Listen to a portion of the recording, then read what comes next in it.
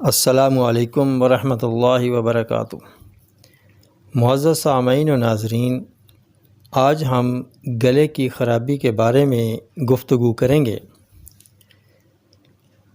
رمضان المبارک میں کھانے پینے کے تغیر سے گلا خراب ہو جاتا ہے، آواز بیٹھ جاتی ہے، زور لگا کر بولنا پڑتا ہے، بسا اوقات گلے میں درد بھی ہوتا ہے، یہاں تک کہ لعاب دہن نگلنے سے بھی درد ہوتا ہے۔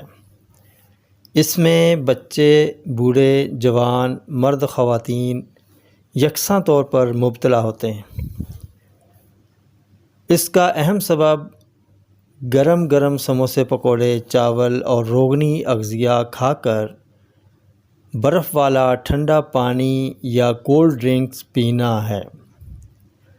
اس سے بڑھ کر یہ کہ ایسی کیفیت کے باوجود کھانے پینے میں کوئی احتیاط نہیں برتی جاتی۔ وہی سموسے، پکوڑے اور ٹھنڈے مشروبات جاری و ساری رہتے ہیں، جس سے مریض گلے کے انفیکشن میں مبتلا ہو جاتا ہے۔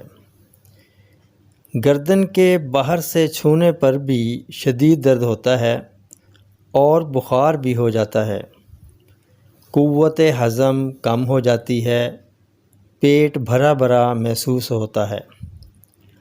علاج کے طور پر سب سے پہلے کھانے کی روٹین درست کریں، ٹھنڈے مشروبات سے پرہیز کریں، 1 چمچ دھنیا خشک اور 2 چٹکی نمک 1 گلاس پانی میں جوش دے کر چھان لیں۔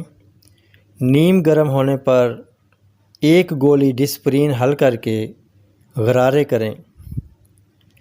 نیم گرم دودھ میں چٹکی ہلدی خالص ملا کر دن میں 4 بار استعمال کریں۔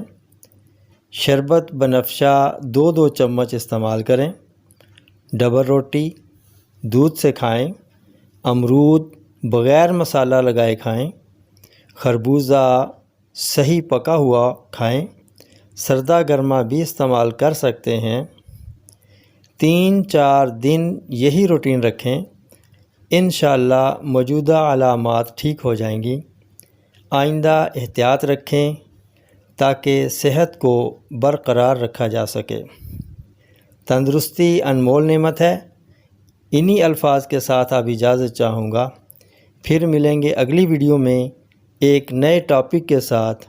تب تک کے لیے اجازت دیجیے۔ السلام علیکم ورحمۃ اللہ وبرکاتہ۔